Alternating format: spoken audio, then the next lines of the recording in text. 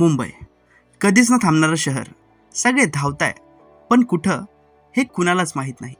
आज मी पण या गोंगाटातून थोडं दूर जातोय, शांतता शोधायला. बोटने, बाईकने जी राईड केली ती तर मी विसरूच शकत नाही. गोरेगावपासून ग्लोबल विपासना टेम्पल पॅगोडापर्यंतचा हा प्रवास फक्त लोकेशनचा नाही, तर माइंड शांत करण्याचा आहे. आणि ऑनेस्टली मुंबईच्या किऑसमधून शांततेकडे जाणारी ही राईड खरंच वेगळी वाईब देत होती. आता मी तुम्हाला हा प्रवास दाखवतो. बहुतेक तुम्हाला वाटत असेल की बाईकने आणि बोटने येताना खूपच खर्च झाला असेल, पण जेव्हा मी हा व्हिडिओच्या एंडला खर्च सांगेल तेव्हा तुम्ही खरंच शॉक व्हाल. जसं पुढे जात होतो बाईकने, तशी झलक दिसत होती ग्लोबल विपासना टेम्पलची. आणि फायनली समोर दिसलं हे मॅसिव्ह गोल्डन स्ट्रक्चर. पूर्ण गोल्डन कलरमध्ये बनलेलं हे पॅगोडा म्यानमार स्टाईल बुद्धिस्ट आर्किटेक्चरवर आधारित आहे. आणि हा माझा honest reaction. Myanmar Vipassana gate खूप मस्त आहे, खूप. तुम्हाला कसं वाटतं?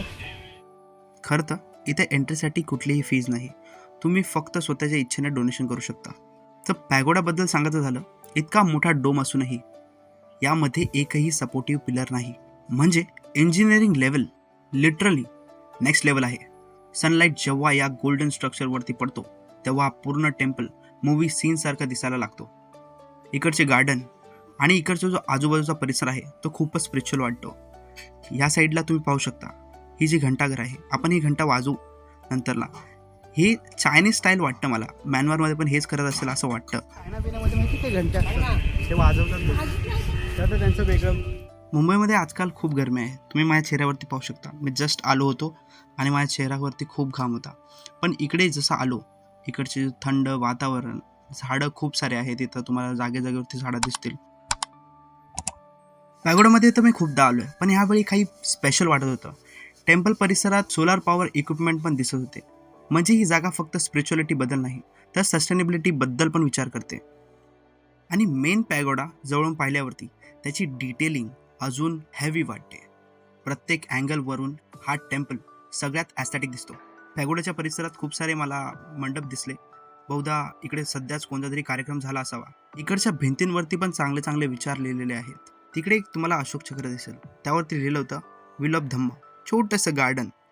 थोडं आजूबाजूला फिरून नवीन नवीन लोकांना पाहून आणि ह्या पॅगोडाच्या डोमला पाहून मला खूप बरं वाटत होतं. आणि त्यानंतर इकडे बाजूला शू रॅक्स ठेवले होते. मी तिकडे शूज काढले, माझ्या मित्रानेही शूज काढले. विचार केला थोडं फिरून मग आत जावं. आत जाण्यासाठी इथे कुठलंही तिकीट नव्हतं. आत मेडिटेशन हॉलमध्ये गेल्यावर अचानक सगळा बाहेरचा नॉईस गायब झाल्यासारखं वाटतो. आणि वरती बघू शकतात हा व्हील ऑफ धम्मा. मी देखील इथे 10 मिनटं शांतपणे मेडिटेशन करत बसलो होतो. No phones, no traffic, no stress, फक्त शांतता. विपासना म्हणजे स्वतःच्या थॉट्सला ऑब्झर्व करण्याची कला. ग्लोबल विपासना पॅगोडा हे जगातील सर्वात मोठ्या स्टोन डोम स्ट्रक्चरपैकी एक मानलं जातं. हजारो लोक इथे एकत्र मेडिटेशन करू शकतात. आणि वरून दिसणारं हे व्ह्यू मुंबईजवळ असूनही हे प्लेस कम्प्लिटली डिफरंट वर्ल्डसारखं फील होतं मला. इकडचं आर्किटेक्चर, त्यावर केलेली नक्षी खरंच खूपच मस्त आहे. टेम्पलच्या सराउंडिंग तुम्हाला खूप सारे फुलांचे झाडं दिसतील. ते या एक्सपिरियन्सला 4 चांद लावण्याचं काम करते. इथे लोकांच्या सोयीसुविधासाठी खूपच मोठं टॉयलेट बांधलेलं आहे. थंड गरम दोघं प्रकारचं पाणी इकडे मिळतं. तर तुम्हाला जर गरम होत असेल तर इकडे थंड पाणी पिऊ शकता. त्यानंतर आम्ही काही जागा एक्सप्लोअर केल्या. त्यामध्ये हे छोटंसं म्युझियम टाईप आर्किटेक्चर म्हणू शकतो. आय थिंक हे म्युझियमच असेल. थोडं पुढे गेल्यावर छोटंसं गार्डन आहे. त्यात एस.एन. गोयंका म्हणजे आमचे गोयंका गुरुजी, त्यांचा आणि त्यांच्या पत्नीचा स्टॅच्यू तुम्हाला दिसेल. भारतात विपासना मेडिटेशन पुन्हा लोकांपर्यंत पोहोचवण्यात त्यांचा खूप मोठा वाटा आहे. या पॅगोडाच्या निर्मितीत आणि विपासनाचा संदेश जगभर पोहोचवण्यात त्यांचं योगदान खूपच महत्त्वाचं मानलं जातं. जमिनीपासून जरा वर असल्यामुळे इथे खूपच मस्त वारा येत होता.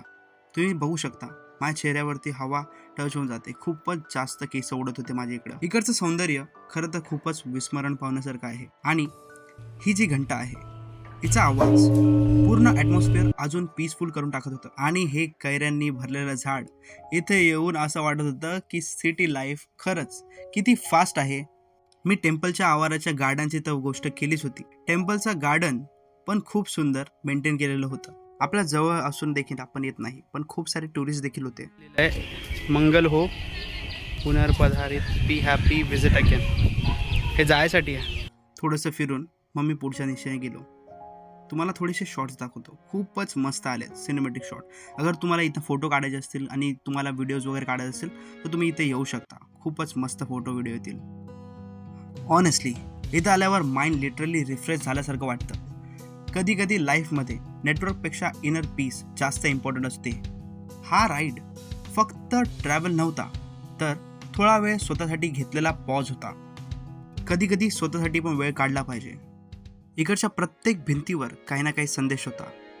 तसंच एक्झिट जवळ एक छोटंसं शॉप आहे. पूर्णतः AC. या उन्हामध्ये ACत गेल्यावर खूप बरं वाटलं. इथे बुद्धिझम रिलेटेड बुक्स, स्टॅच्यूज, मालाज आणि मेडिटेशनच्या रिलेटेड खूप साऱ्या गोष्टी होत्या. लहान मुलांच्या गोष्टी पण होत्या जे आपण खरेदी करू शकतो. आणि मेडिटेशन रिलेटेडच्या गोष्टी जे तुम्हाला कुठं भेटणार नाही ते तुम्हाला इथं भेटतील. जर तुम्हाला बुद्धिझमबद्दल इंटरेस्ट असेल तर हे प्लेस एक्सप्लोअर करण्यात काहीच हरकत नाही. बुद्धांच्या खूप मस्त मस्त मूर्ती पाहून आता परतीचा प्रवास सुरू केला. बोटमधून दूर जाताना पॅगोडा अजूनही तितकंच सुंदर दिसत होतं.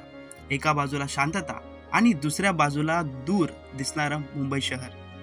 एका बाजूला पीस आणि दुसऱ्या बाजूला नॉन स्टॉप हसल. कदाचित म्हणूनच अशा जगाची गरज असते. आणि आता ट्रिपचा खर्च सांगण्याचा टाइम झालेला आहे. बोट फेरीचं वन साईडचं तिकीट फक्त 45 रुपये होतं. बाकी पेट्रोलचा खर्च.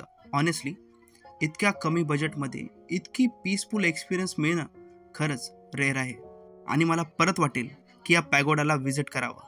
मी पहिल्यांदा एक्सपिरियन्स केलं होतं बोटीतनं बाईक घेऊन जाताना. हा एक वेगळाच एक्सपिरियन्स होता मित्रांनो. ऊन वगैरे खूप वाढलं मित्रांनो. पाणी बिणी प्या. चला मग निघूया. बाकी तुम्हाला हा व्लॉग कसा वाटला मला नक्की कमेंटमध्ये सांगा. लाईक, शेअर आणि सबस्क्राईब करा. तुमच्या सगळ्या मित्रांना पाठवा. चला मग नेक्स्ट व्हिडिओमध्ये भेटू, नेक्स्ट राईडमध्ये. आयुष्य लय सुंदर आहे मित्रांनो, मजा करा. बाय.